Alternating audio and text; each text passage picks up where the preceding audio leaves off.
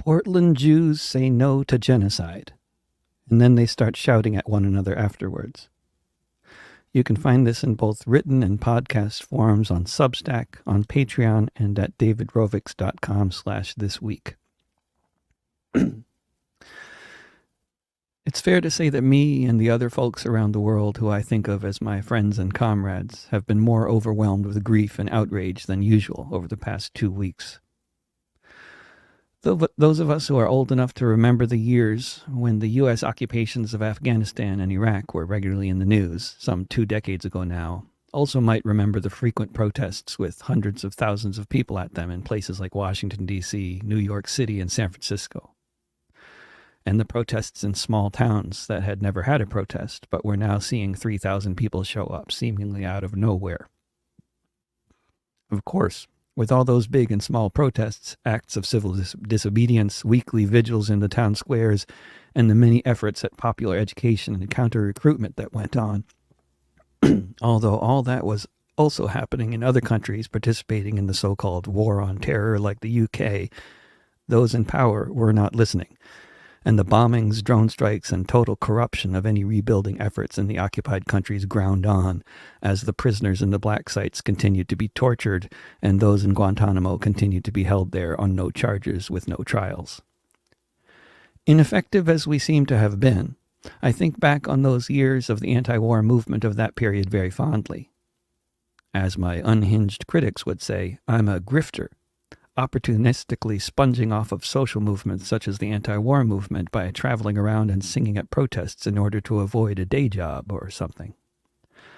But at the same time, it was technically the case, as I darkly quipped on more than one occasion back then. The more bombs they drop, the more CDs I sell.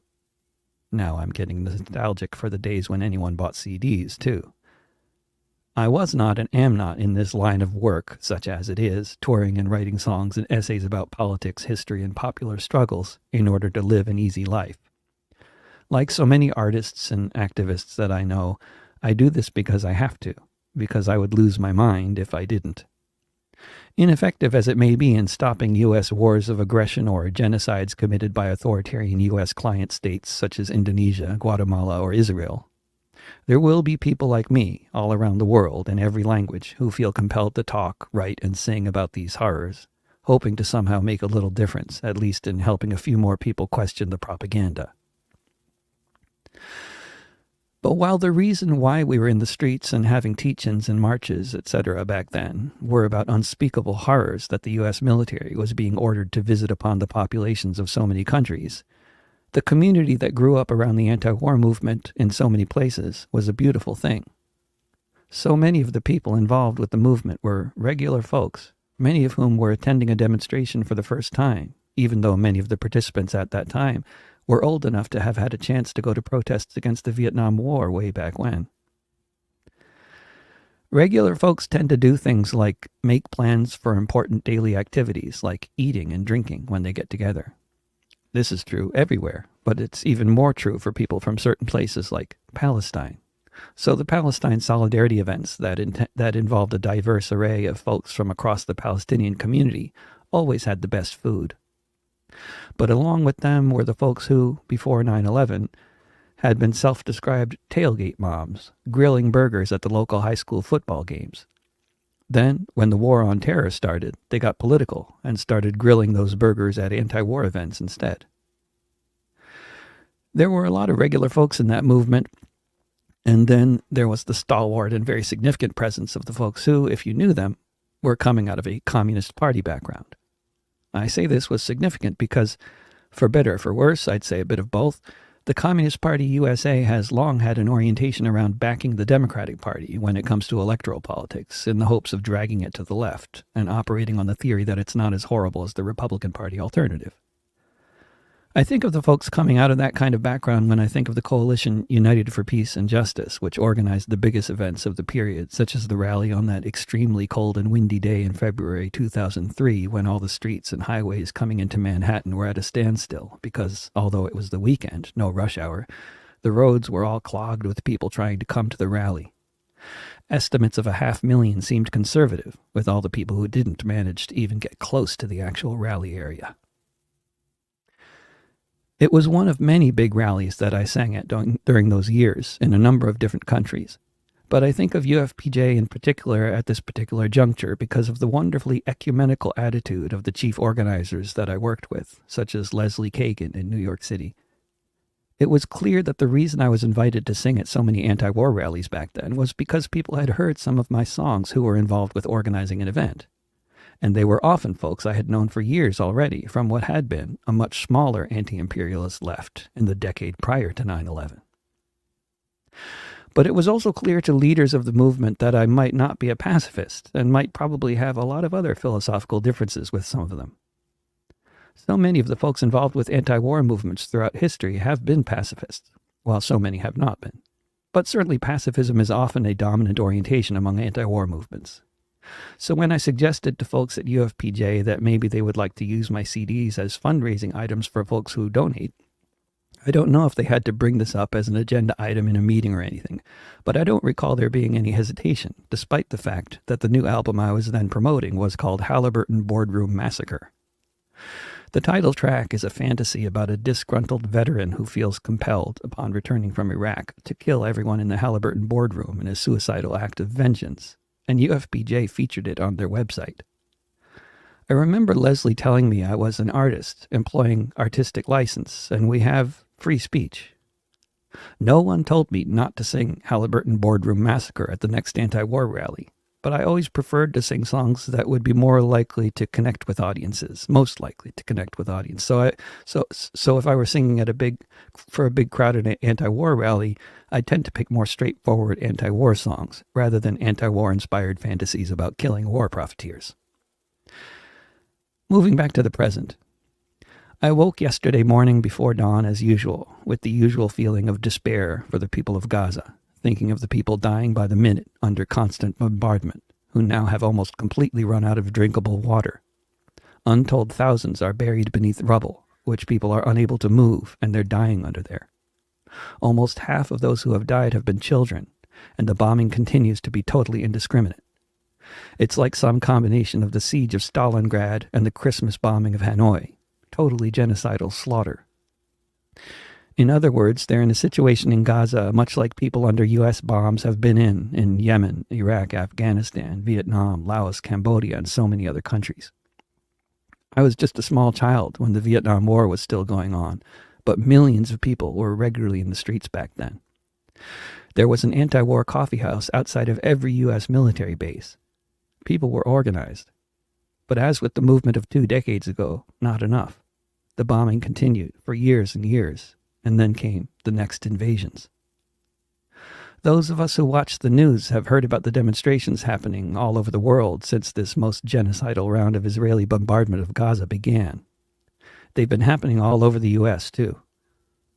It's not surprising that the segments of the population in the U.S. and many other countries who are most engaged with organizing protests against the bombing are people with some kind of connection to Muslims or Jews. It is here overwhelmingly a case of Jews bombing Muslims, not like the U.S. and Iraq, where there were at least a handful of Muslims in the occupation army.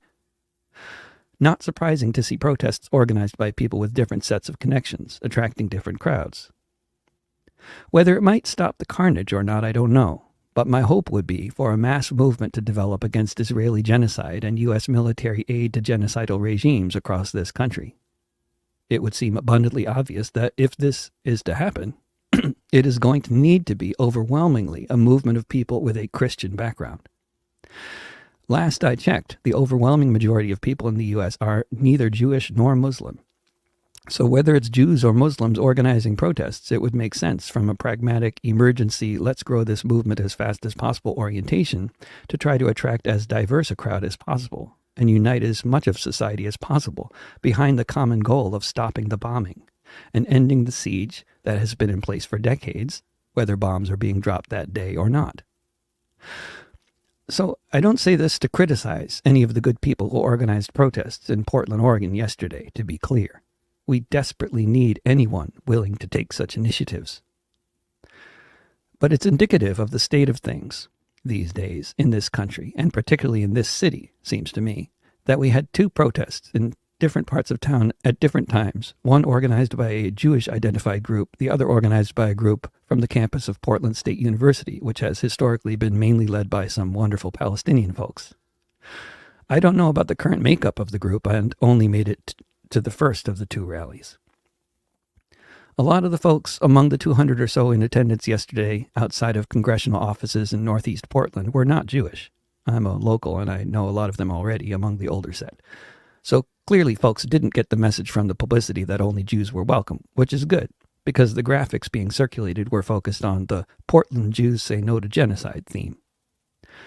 By some definition, I'm a Portland Jew, so it did at least seem perfectly appropriate to me when I got an email a couple days ago asking if I could sing at the rally and if I had any sound gear for the occasion.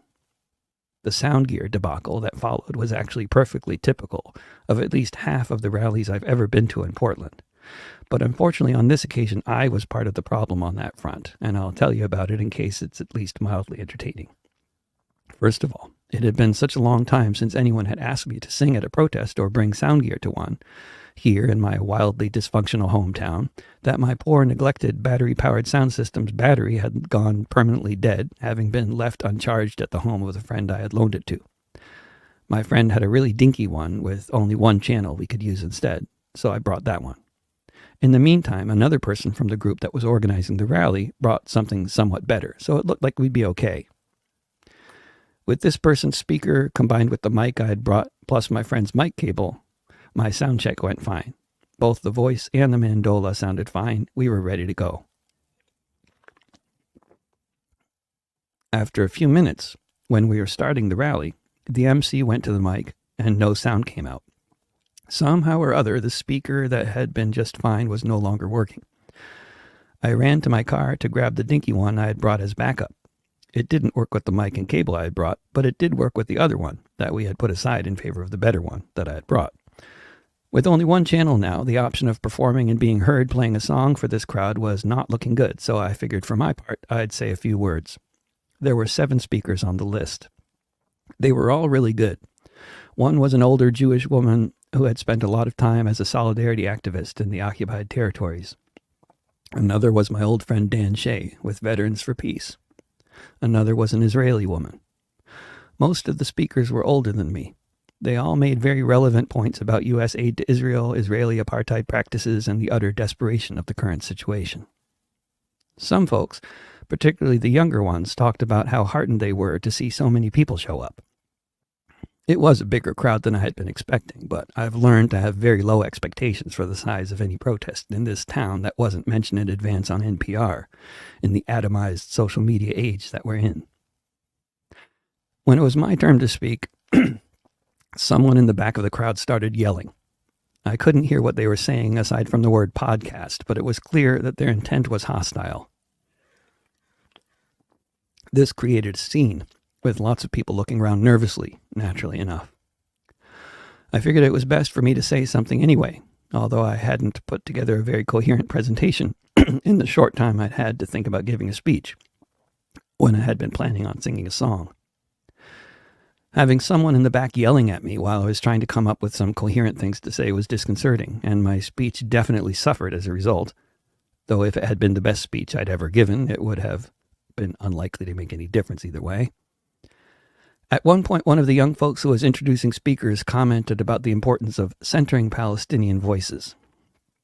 I wasn't sure if this comment was related to me somehow, or to one of the other Jewish speakers at this Jews Say No to Genocide rally. I had intentionally focused on the history in Germany and the U.S. that had helped fuel the success of the Zionist movement and the ever-increasing militarization of the State of Israel. Other people had already talked about how horrible things are on the ground in Gaza right now, which was obviously why we were all there. I wondered, too, about this comment in terms of where it's coming from. The idea of centering Palestinian voices in a situation where 1,000 Palestinian civilians are being indiscriminately massacred every day in an aerial slaughter seems like an obviously good idea on one level. But this was a rally emphasizing Jewish opposition to genocide specifically. In a broader sense, in the course of the Palestinian struggle, lots of non-Palestinians and non-Muslims have played a vital role. International solidarity has been essential, if insufficient. Just as with many other struggles for national liberation, from the fight against apartheid in South Africa to the amazing and successful struggle of the Vietnamese people against the world's biggest military power to the Spanish Civil War, for purposes of popularizing a struggle as broadly as possible and humanizing those from the struggle who are constantly being dehumanized by the Western press, people from all over the world speaking every language, familiar with every culture, are of vital importance. This is nothing new, of course, which is why I'm saying it so confidently. It's not an idea I'm inventing. I'm just talking about reality as it has transpired. International solidarity has played pivotal roles in all kinds of struggles globally, and this has involved people speaking the language, whether literally or musically or culturally or whatever else, of their people in order to mobilize support for the cause. My fear is that this kind of notion of centering Palestinian voices can be, or can become, and has in recent years in the context of what has been called the racial justice movement, a mantra that is repeated by folks who think that the idea of centering the voices of marginalized people is very important as a matter of principle. And I would just say that this can be true in principle, at the same time as the idea of only using the voices of Palestinians to communicate to everyone in the world why Israeli apartheid and genocide is so terribly wrong and needs to end now would be a totally bonkers idea if it were taken to that kind of extreme. But even in a more moderate form, it's very questionable for reasons that should be obvious to anyone. It's a very big world with not all that many Palestinians in it. We absolutely need to hear from Noam Chomsky, Desmond Tutu, Jimmy Carter, Phyllis Bennis, and a hell of a lot of other people, in addition to Hanan Ashrawi, Mustafa Barghouti, and so many other brilliant people. When Sharon's massacre at the Al-Aqsa Mosque on the anniversary of Sabra and Shatila took place in September 2000, I wrote a song called Children of Jerusalem, which got my next tour of Israel canceled, with my former friends there calling me a Nazi for writing a song sympathetic to Palestinians. Then lots of other Israel supporters found out about the song and started calling me a Nazi too.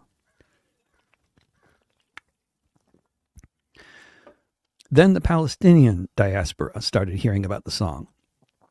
At that point, I started getting flooded with love from Palestinians writing me from all over the global diaspora. 2 of them were TV producers in Manhattan who asked me to come there so I could sing the song on a street corner with other people holding candles, a very well-staged event for TV. Now, why did these folks like that song so much that they wanted to center it in their TV broadcast? Why did it spread around in the Palestine solidarity community as well as in Palestine itself? Why did I hear stories of people getting a ride in a Palestinian taxi in the West Bank and the taxi driver was playing my music, clearly for the educational benefit of their passengers? Why didn't the TV producers and the taxi drivers play Feyruz or Marcel Khalife instead? The answer to this question was delivered to me with profound eloquence outside of the city of Jenin in 2005. I had played my song They're Building a Wall, which they were at the time, at an event at a place that was originally hoping to be a resort, but with no tourists allowed in and the Israelis cutting their electrical lines regularly, it never became much of one. I was doing a tour of the West Bank, organized by the nephew of the recently assassinated head of the Popular Front for the Liberation of Palestine, my good friend Haytham El-Zabri. Another man who had performed at the event along with me, a brilliant oud player, came to sit at our table, where several other Palestinian men were sitting, along with me and Haytham. I used to live in Europe, the oud player told me, but when I played my music there, it didn't affect people. Here, I can just play a few notes and people cry. Incredibly, he then demonstrated this, even after telling us all what was about to happen in advance. He played a few notes, and every Palestinian at the table had visibly watery eyes. As a fellow musician, I knew exactly what he was talking about. Most of the Palestinians I was playing for on that tour appreciated what I was doing on an abstract level. They could read the lyrics and approve of them. But people who mainly listen to Arabic music are not likely to be emotionally affected by, say, Appalachian-sounding or Irish-sounding music. It's too different. It doesn't play on the same heartstrings. The heartstrings are tuned differently in different cultures. They use different scales. Music is a universal language, but some music is more universal than others, depending on who's listening. The point is to communicate effectively, however we possibly can, and stop a genocide, isn't it? If there's any point at all to communication in the first place, then it needs to be effective, to convey messages that people want to act on, messages that change people's consciousness and inspire them to action. This is why music has always been so central to social movements and continues to be across the Arab world, very much including among Palestinians today. It inspires and educates and builds community, and it does that best when it's in the language of the listeners and in a musical style that they connect with. The oud player and I both understood that viscerally and obviously. At the end of the Portland Jews Say No to Genocide rally, I milled about a bit, talking with folks I hadn't seen in a long time. A lot of folks were rushing to get off to the next rally at PSU, while others were taking it slower. When maybe half the crowd was still around, a tall trans woman approached me, stood directly in front of me, and started shouting loudly. "You complain about cancel culture, but there's no such thing as cancel culture. You interviewed a Nazi on your podcast. You're a Nazi consortionist." "Do you want to talk about this?" I asked. "Shall we go sit down and have a conversation?" "I don't want to talk to you," she replied, still shouting at the top of her lungs, though slightly ineffectually, through an N95 mask. "You interviewed a Nazi on your podcast. I want you out. Get out. I want you out of left spaces. I'll keep shouting until you leave."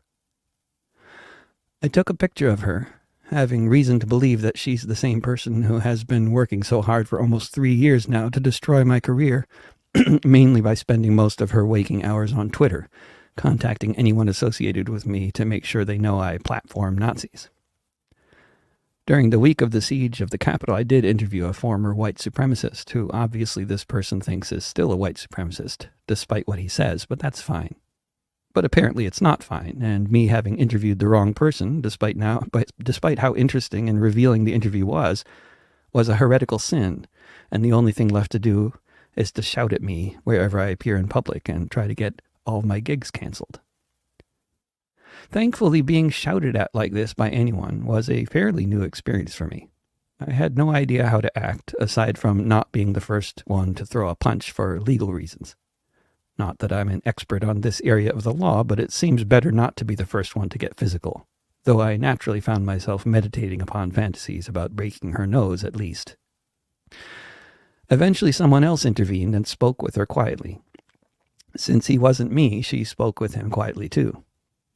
Then she started shouting at me again when I approached to try to join the conversation after a few seconds of speaking at a normal tone.